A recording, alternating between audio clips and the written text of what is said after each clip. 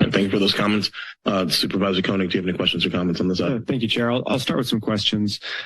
So the first is about environmental impacts, and we received a letter from the Sierra Club asking about will this total amount of trees that need to be removed both for the ultimate trail and the interim trail configuration.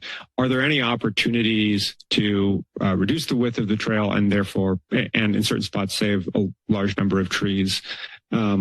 I mean, for example, you talked about the interim trail through Escalona Gulch and how, because it's wider at 16 feet, you have to remove a bunch of trees on the north side of the gulch. I mean, what if it's only 12 feet, the same width as the ultimate trail, or in that location? How many trees do you save? Do we have any understanding of, where small width reductions in the trail could lead to big savings in trees?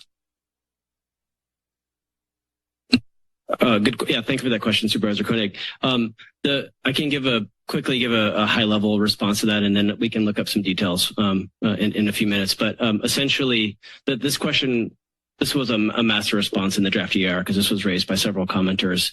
And overall, when we looked at reducing the width of the optional interim trail from 16 feet to 12 feet, I think it reduced numbers of tree removals by 16% in the corridor. So I think that reduced tree removals by about 47 trees. So instead of 288 trees being removed as part of part one, it would be 241 trees. And it critically wouldn't reduce impacts to less than significant and unavoidable. So it would still be considered a significant unavoidable impact.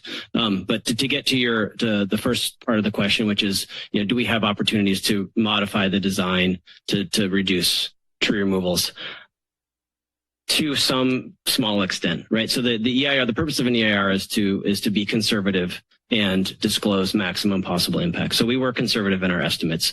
There is the potential that as the project moves into final design, we can modify. We'll look more critically at retaining wall designs and extensive grading and realize that we can save a couple additional trees. But I don't expect there to be large scale reductions in tree removals as the project moves forward.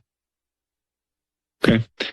Thanks. That's helpful. The second question is about safety and really about trail width. I mean, we were just before this item, we were discussing e-bike regulations. And we've seen concerns about e-bikes on, particularly West Cliff and East Cliff, Arana Gulch. Those facilities are respectively 14 feet, 17 feet. I guess Arana Gulch is only about 8 feet, but then it's got a 2-foot shoulder on both sides, which is very different from a metal fence. What percentage, can you give some sense of, how much of the ultimate trail is 10 feet? How much is 8 feet? How much is 12 feet? Not an exact percentage, but I can tell you that it's the vast majority of the length of segments 10 and 11.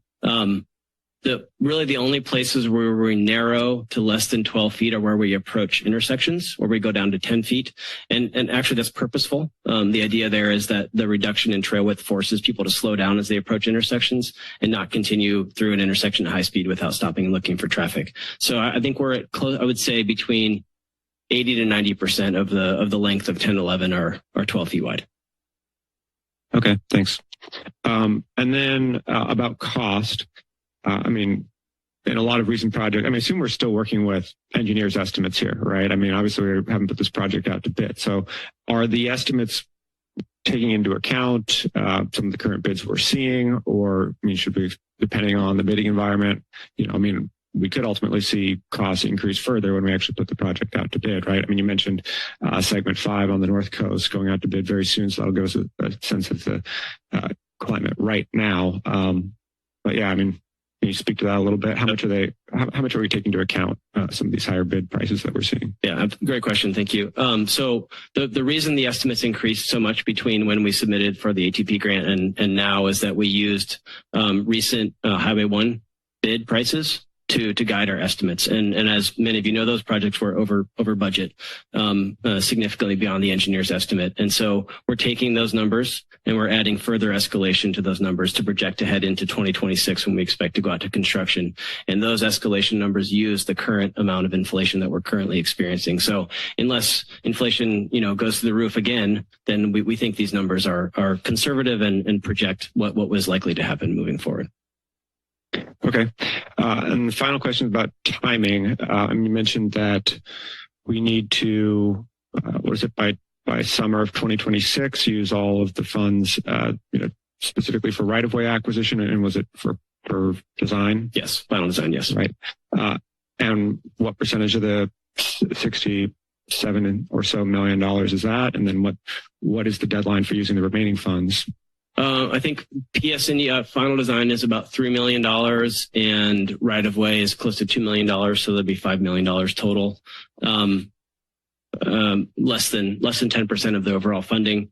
But just again, as a note, any lack of meeting deadlines in the overall program, doesn't just jeopardize the funding for that phase. It jeopardizes the CTC's confidence in our ability to deliver the project. So I wouldn't recommend that. And then the construction funding, we have 4 years to complete that piece, which will be more than enough time. We anticipate it takes between 3 to 4 years to complete construction. So we'd have until 4 years after the funds are, the contract is awarded to the contractor to complete construction. I see. So that's kind of that 2026 to 2030. Correct. Yes. Mm-hmm. Gotcha. And then as far as right-of-way acquisition, there's some portions of the trail, or I should say the rail line right-of-way where the RTC doesn't own it in fee, right? We own easements.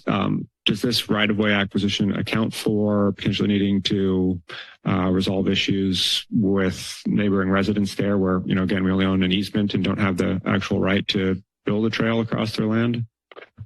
So yes, the 2 years we're allocating for the right-of-way phase does take into account the fact that we may need some additional, or the RTC may need some additional right-of-way rights on some of those properties. We also are expecting to need a small sliver of property along 41st Avenue and then over along Poplar Drive where the right-of-way is constrained in those locations.